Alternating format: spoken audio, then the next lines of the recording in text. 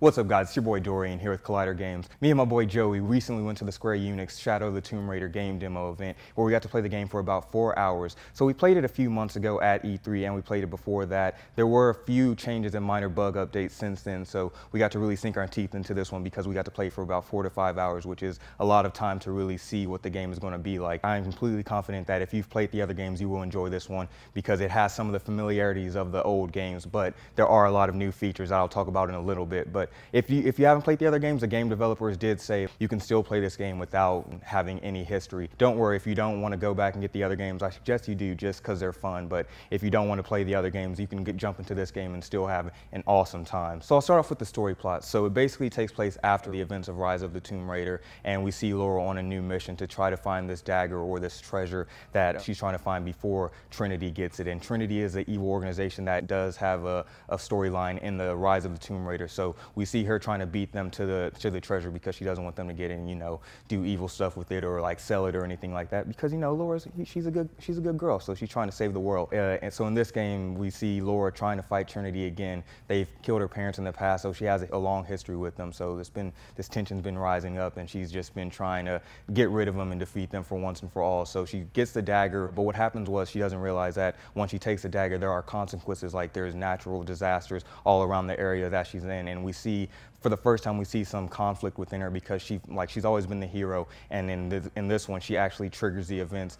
And even though like Trinity, if they would have got there first, they would have triggered the events. So she got there first, got the dagger, and that caused like all these natural disasters around the area. So now she's on a mission to try to stop those and restore peace within the area while still trying to deal with the events of what Trinity's trying to do behind the scenes and in that area. So there's kind of two different storylines going on. This story has a lot more character development for Laura. It's kind of more character driven because you see her starting to question the things she's doing, and then you see more of her vulnerable side. That was kind of like the highlight for me within this story because there is a lot of action, there is a lot of adventure, but we never really get to see that vulnerable side of Laura. So adding that character development in this third chapter of the game was really cool, and I appreciated them doing that because it kind of felt like when you're not playing the game, when it's just like the storyline and the computer taking over, it felt like an animated movie because you got to see what she was dealing with in her relationship between her and Jonah, having to lean on him for not just technical and medical support, but like emotional and just being a friend for her. So you got to see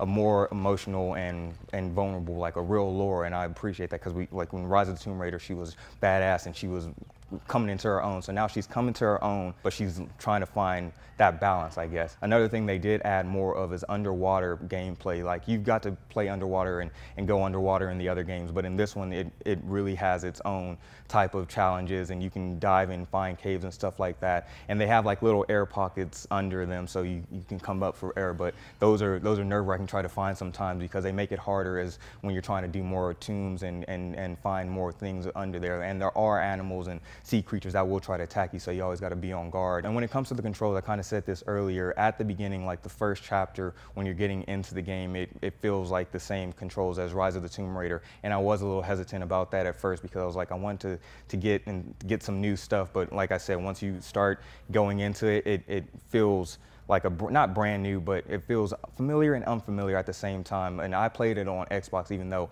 I'm a PS4 guy for life, but I played it on Xbox, and still it felt like riding a bike. I was able to get back to the controls I was used to. And because this is coming off of Rise of the Tomb Raider, we get to see a more skilled version of Laura. So when we do get into the forest and where the heart of the game starts to take place, she's already familiar with the nature and the environment, so she becomes one with the forest. Like she becomes an earthbender she's like Mother Nature. She's an earthbender. She can move earth, and she can move mud and all of that, and create boulders. No, she can't do any of that, but it'd be cool. Legend of Korra, Legend of Laura. Make that the next chapter in the game. I just gave y'all a good idea. I'm just kidding. Don't do that, but do it. You get to see her really be one with the forest and like hide and be stealth mode and when enemies are around and take them down, like sneak attacks, like some Arkham Knight type stuff. So it's pretty cool that they incorporated those type of combat moves with Laura because she's already familiar with what the terrain and all that. So she has a leg up on the enemies and the people around there that are trying to hurt her or hurt the city or the civilization that she's trying to protect as well. So it's cool. It's like a more combative hero version of Laura once we get her in the forest and into the shadows and all of that. I guess that's why it's called Shadow of the Tomb Raider, because she's in the shadows, and then she can kill shit. Like, even though it was a fictional game, it was inspired by Peru and all of these different cultures, so they made sure to handle that respectfully and consulted with people and all of that. So I appreciate them taking the time to do that, because, you know, representation and stuff like that is important, even if it's fake. So I'm glad they did that, and when you do get to interact with the people, it's pretty cool. But it's the largest social hub that they've ever created, so there are a lot of people to talk to, a lot of side missions you end up going down and doing. So it's a lot of fun, and I'm telling you, that's just the beginning, like 10% of the whole story. So I'm so excited to see what they do next. And before I wrap up this video, I just want to let you guys know that we will, by the time you're watching this, we will have an IGTV vlog of our recap there, going to the event, playing and testing out. We gave our first impressions, or not our first, but our impressions after playing the 4-hour demo. So